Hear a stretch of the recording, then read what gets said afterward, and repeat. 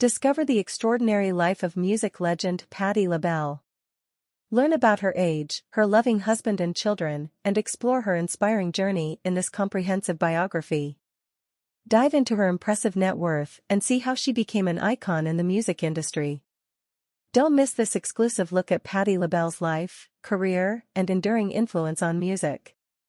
Patti LaBelle is an American R&B singer and actress. She has been referred to as the godmother of soul. She began her career in the early 1960s as lead singer and frontwoman of the vocal group Patti LaBelle and the Bluebells. Born May 24, 1944, age 80 years, Philadelphia, Pennsylvania, United States. Music group, LaBelle, 2005 to 2009. Children, Zuri Kai Edwards, Stace Holt, William Holt, Dodd Stalker Edwards, Stanley Stalker Edwards. Spouse, Armstead Edwards, M., 1969 to 2003. Parents, Bertha Holt, Henry Holt. Siblings, Jacqueline Holt, Vivian Holt, Barbara Holt, Claudette Grant. Patti LaBelle net worth $60 million. Early life and career. Patti LaBelle and the Bluebells. LaBelle was born Patricia Louise Holt in the Eastwick section of Southwest Philadelphia, Pennsylvania. She was born the second youngest child of Henry, 1919 to 1989, and Bertha Robinson, 1916 to 1978, Holt's three children, and the next youngest of 5 children overall. Her siblings were Thomas Hogan Jr., 1930 to 2013, Vivian Hogan, 1932 to 1975, Barbara, 1942 to 1982, and Jacqueline Jackie, 1945 to 1989.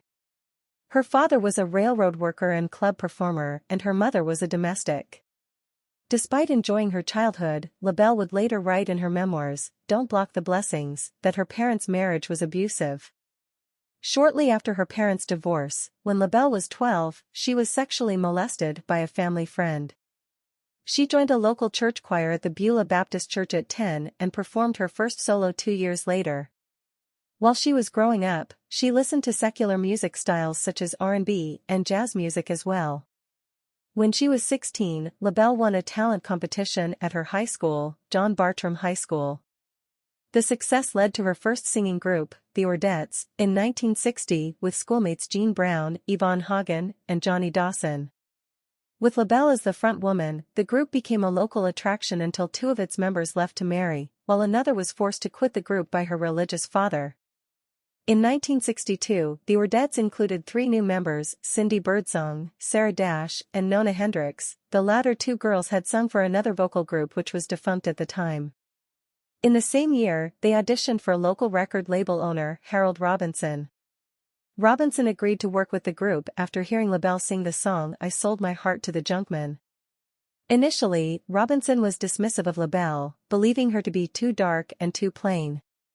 Shortly after Robinson signed them, he had them recorded as the Bluebells, and they were selected to promote the recording of "I Sold My Heart to the Junkman," which had been recorded by the Starlets.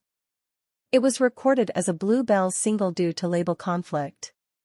The Starlets' manager sued Harold Robinson after the Bluebells were seen performing a lip-syncing version of the song on American Bandstand. After settling out of court, Robinson altered the group's name to Patti LaBelle and the Bluebells. Robinson gave Holt the name LaBelle, which meant the beautiful in French. Initially, a Billboard ad cited the group as Patti Belle and the Bluebells. In 1963, the group scored their first hit single with the ballad "Down the Aisle," which became a crossover top 40 hit on the Billboard Pop and R&B charts after King Records issued it. Later in the year, they recorded their rendition of the "You'll Never Walk Alone." The single was later re-released on Cameo Parkway Records, where the group scored a second hit on the pop charts with the song in 1964. Another charted single, "Danny Boy," was released that same year.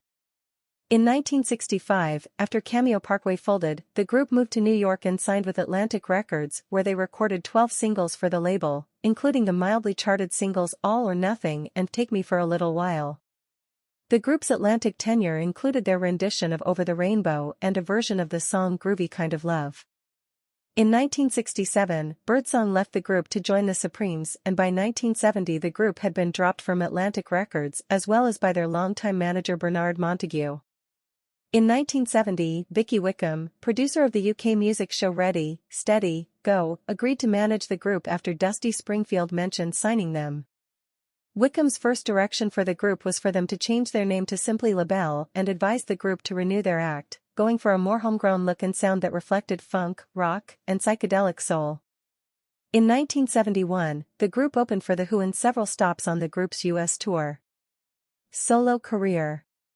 Early solo career, 1977 to 1984. Signing a solo contract with Epic Records in 1977, LaBelle recruited David Robinson, producer of Chameleon, to record her self-titled debut album, which was released that year. The album was noted for the disco hits, Joy to Have Your Love and Dance With Me, and the gospel ballad, You Are My Friend, the latter song becoming her first career-defining single despite its low entry on the R&B chart. 3 more albums were released in succession on Epic through 1980, Tasty, It's Alright With Me, and Released, with the songs Eyes in the Back of My Head, Little Girls, Music Is My Way of Life, Come What May, Release, The Tension, and I Don't Go Shopping, the latter song co-written by Peter Allen, being the most successful.